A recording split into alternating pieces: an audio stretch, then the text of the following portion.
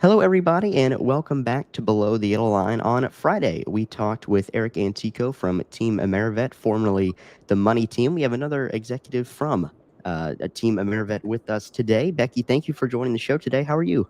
I'm very good, thank you. I'm coming to you from my classroom as I am a teacher during the day and the one of the owners of Team AmeriVet at night, weekends, and any other time I could fit in. That is one of the most unique biographies of any NASCAR team owner, I think, that I've seen. You don't see Rick Hendrick or Joe Gibbs, out there teaching all day and then coming to the race shop at night. But that is certainly unique. You gave yourself a little introduction there, but I guess further introduce yourself, if you will, and maybe talk about how you got involved with the organization. Yeah, absolutely. So, my husband and I have been involved in racing. We've been together for 27 years, and he started racing back in '96. And when we got together, it was just every weekend we were racing somewhere. We were either watching the race on Sunday, and it's just been something that we've always followed. I feel like you have football, you have your American pastimes, your baseball and your football, but NASCAR is right there as well. It's an American sport and with great fans, and we've been fans. We are fan owners. We went from just racing and wanting to be around racing as much as we could, from dirt to asphalt. And then a few years ago, my husband Willie got into social media with a couple truck teams and a small other team. And he's like, I think I want to try this. I was all right, go for it. He was doing it.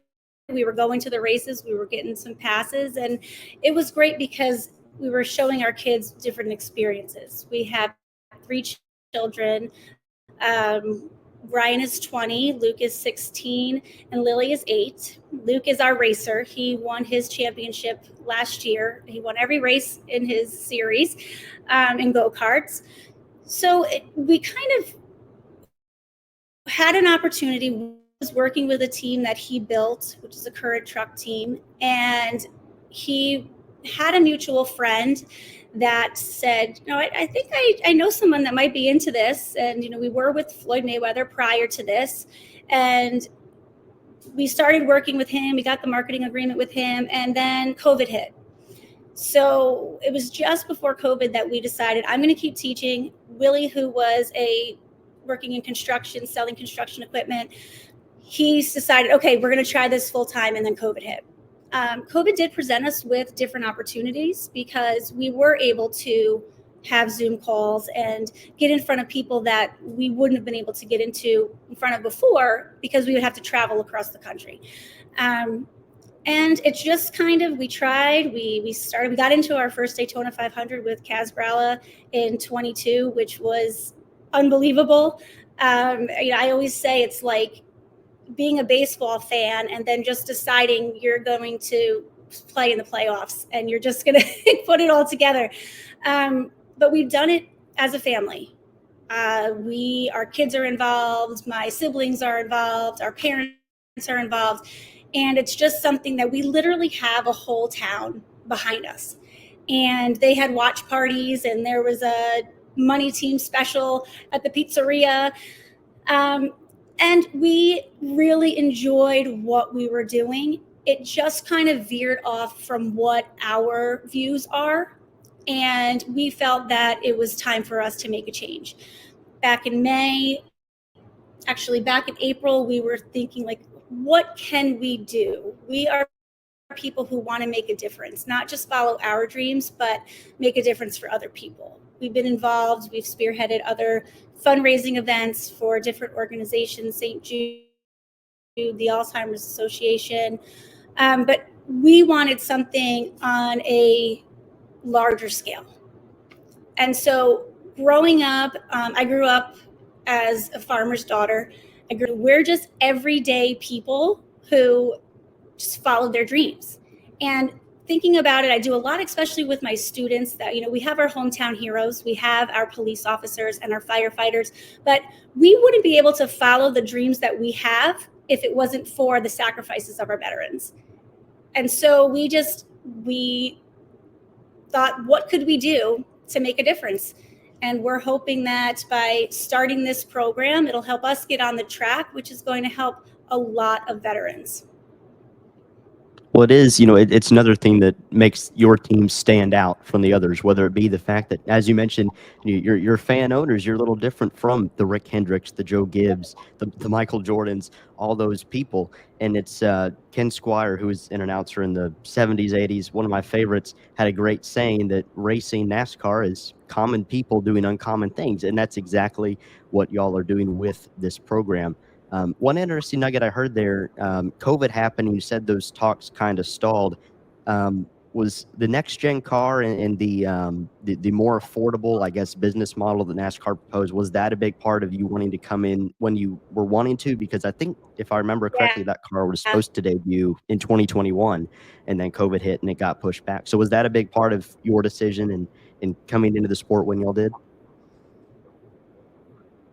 Absolutely. Willie is very involved. He knows the ins and outs of what's going on, and having that information, knowing that was going to be pushed off, really allowed us as not even a low budget. We were a no budget team at that point, and knowing that we could have that kind of, like, I hate to say it, like that kit car where we can just go and get all the pieces and put it together. I mean, we got our Pit Viper sponsorship on December 31st at 7:00 in 2021, where our deadline of we're not doing this anymore was New Year's Eve.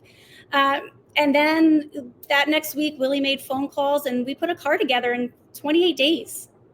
I mean, that was huge. The people at the shop, I mean, they were like, this is never going to happen. Who are these New Yorkers coming down here thinking that they're going to put this car together and let alone make the race? So, yeah, it definitely played a big part. Right now, since we haven't raced, there has been some updates on the cars. So it seems like every time we're getting ready to race, we end up doing those updates. So we're hoping that over the winter, because we do have 2 cars now, we're hoping that over the winter there isn't major updates that will allow us to start building a 3rd car. Yeah, it is funny because you mentioned NASCAR's made all these aerodynamic changes, and I think after the crashes at Daytona, they made more. There's so many every week, it seems. I'm getting a press release from NASCAR saying there's more updates. I can't keep track all the little minute details they're changing. You mentioned kind of the change. Exactly. Yes, I'm glad they're making those changes, but it's like, good grief. And then they didn't. I don't even think they kept some of those they made before Talladega. I don't know. It's a mess, but there's a reason that I'm not the one making those decisions. So you mentioned the team kind of changing your identity before May, and you run the World 600, a race that's run on Memorial Day weekend. I have to imagine that choice with the rebrand was intentional to run that race on that weekend. What was that experience like, running a race that is so special?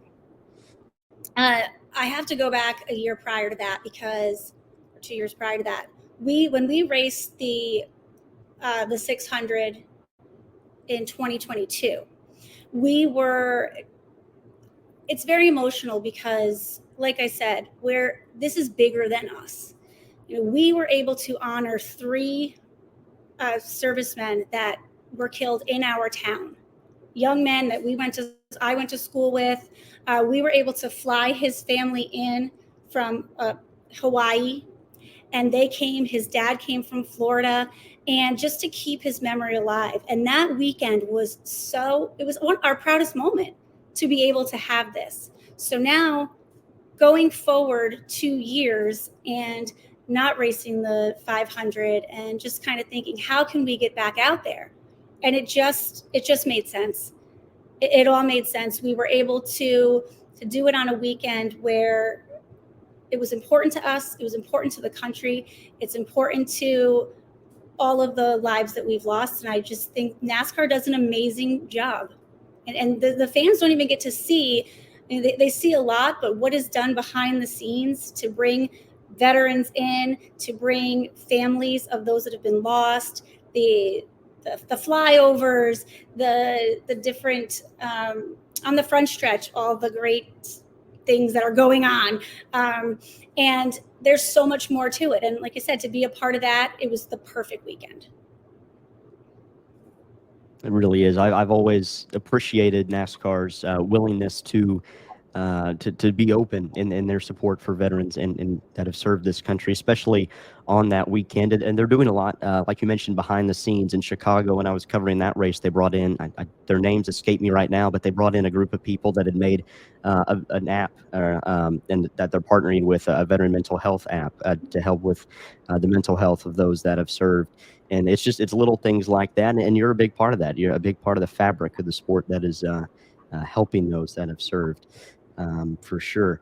I asked Eric this the other day, and he was a little hesitant to answer. And I understand if you don't want to answer either, but can you give us any insight, any I guess snow globe predictions from 3 months out about your team's plans for the 2025 season? We just want to race as much as we can. In order to really get this program off the ground, we need to partner up with some sponsors and get to the track. And the more we're on the track, the more we can do for the veterans. And right now, we are actively seeking partners with this. We would love to, and we can't go out next year, even though there has been some changes with, having more open cars and the purse changing, having those changes. It's better for open teams like us, but we want to get to as many races as we can. But realistically, 15 to 17 races would be something that we could handle before going into a full season. Now, with that being said, there are drivers that we're talking to, but of course they want to hold out for a full-time ride before committing to a part-time team. So there's a lot in the works. It's just all right there. Well, it does sound very complicated, and I'm glad y'all are doing that and not me, because I think my head would explode if I had to deal with sponsors and signing drivers and obligations, manufacturer contracts. But you mentioned sponsors. Is there anywhere that any prospective sponsors listening to this, reading this, watching this, whatever, can contact y'all and if they're interested, get involved? Yes, absolutely. So you can go to our Team AmeriVet website. There is the link to the Forgive Co website, and there is a sign up sponsor partner right on there. Yeah. Okay. So there's the link through the Team AmeriVet website and the Veterans Program. Yes, absolutely. Okay, that's good. And I wanted to get that out there for anybody that's interested, because I know there are a lot of companies that are already involved in the sport, some that are outside of the sport, but that are involved in other sports sponsorships that might want to get involved. But Becky, thank you so much for joining the program today. We really appreciate it, and best of luck to y'all in 2025 and beyond. Thank you very much. Thank you.